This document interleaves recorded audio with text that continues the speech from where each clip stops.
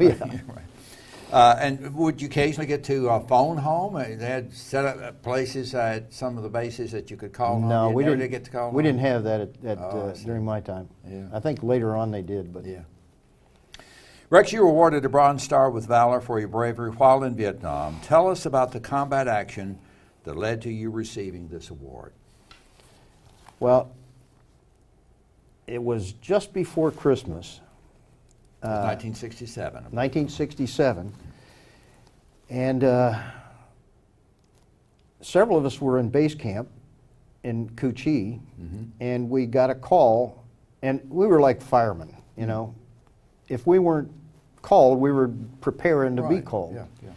And when we got called, the calling unit would send us a helicopter and fly us to wherever they needed us. So we got a call from the 25th Division forward. They had a forward base set up in a place called Dao Tieng, which was near the Parrot's Beak, and this was a target for the North Vietnamese and Viet Cong coming into Vietnam from Cambodia. And it was a very unusual event. They saturated, after dark, the Viet Cong and the NVA saturated this base camp with mortar rounds, 82 mortar rounds, 82 millimeter. But many of them didn't go off. And so we were called to go and find the duds, what we thought were duds. And so initially what you have to do is you have to dig out the round to be able to see what it is.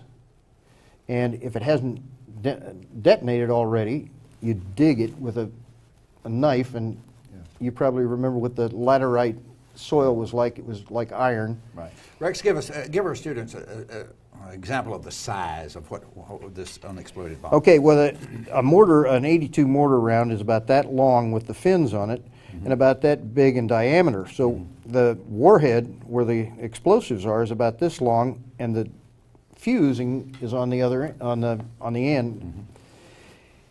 And when they impact the ground, of course, the fuse, a lot of the fuses are designed to impact and detonate on impact. Right.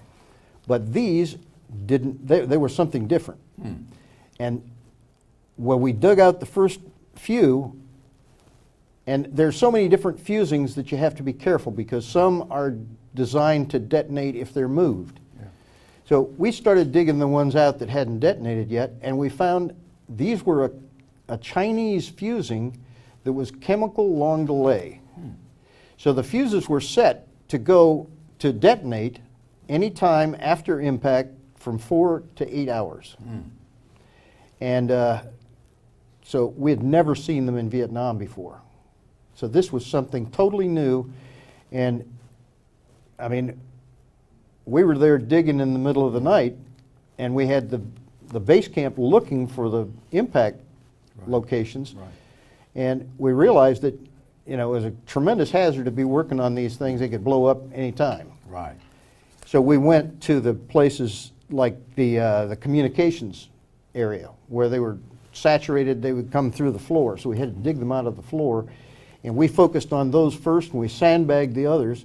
And all night, as we were digging up these rounds, we could hear some of them exploding in different Their places time around. was up. Yeah. Okay. Yeah. Wow. So it was pretty stressful. There were myself and 2 other guys on my team were there. We were working. Our hands were bloody from digging those things out of the soil. And you were there how many hours? Or was it like all day? Until dawn. I see. I Yeah. see. And didn't lose anybody? Didn't lose anybody. That's fantastic. Yeah. And Tom, that's one of my biggest. One of the things that I'm so proud of is that my team during the year that I was there.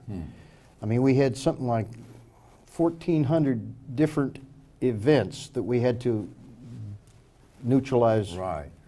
Explosive ordnance. Yeah. Right.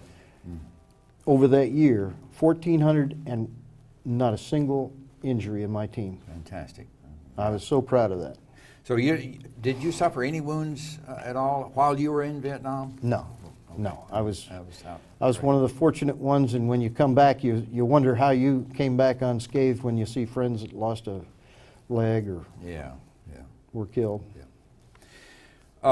Rex, you mentioned your dad earlier, but share with us what or who else prepared you to take the actions you did while in combat. Well, I gave this a lot of thought when I saw your questions, and I think that the professor of military science and tactics, the guy that's in charge of the ROTC training detachment, was a Colonel Gundlach, and he was a real role model for me. And I guess the fact that we had a good communication was what allowed me to go into EOD, because otherwise I'd have been an infantry officer and probably wouldn't be here. Right. It's a lasting impression. Yeah, he was a great guy, and he actually went to Thailand. And while I was in Vietnam, he was in Thailand working with the MAG group there, advising the Thais. I see. Okay. How would you describe to young people what it's like to serve in a war zone? The thoughts you have of possibly being killed or wounded during a battle? Always on edge, so to speak. You know. Yeah, it's constant stress, and you really can't imagine what you're going to do except for your training. I mean, your training kicks in because you're trained to do certain things when certain things happen, and but you can't imagine what you're going to go through when you see the first combat. I mean, the fear is intense, and you have to make a decision inside that you're going to react in the proper way. Nothing like you've ever seen before. Yeah. It's a totally different experience, and after talking to my dad about it when I was younger, it was something that I wanted to know what that felt like. You want to experience, yeah, I see. I know people often wonder, is it okay to be afraid or scared in combat? And we ask all of our veterans that same question. How would you answer that? Yeah, of course you got to be scared. I mean, your life is at risk, and what you have to believe is that there's something stronger than yourself that you're serving, and that has to be your lift that gets you moving and keeps you going in the right direction. Yeah. Rex, what are your thoughts on the anti-war protests that were going on back home when you served in Vietnam? Well, of course, that was a very demoralizing thing for those of us who were over there.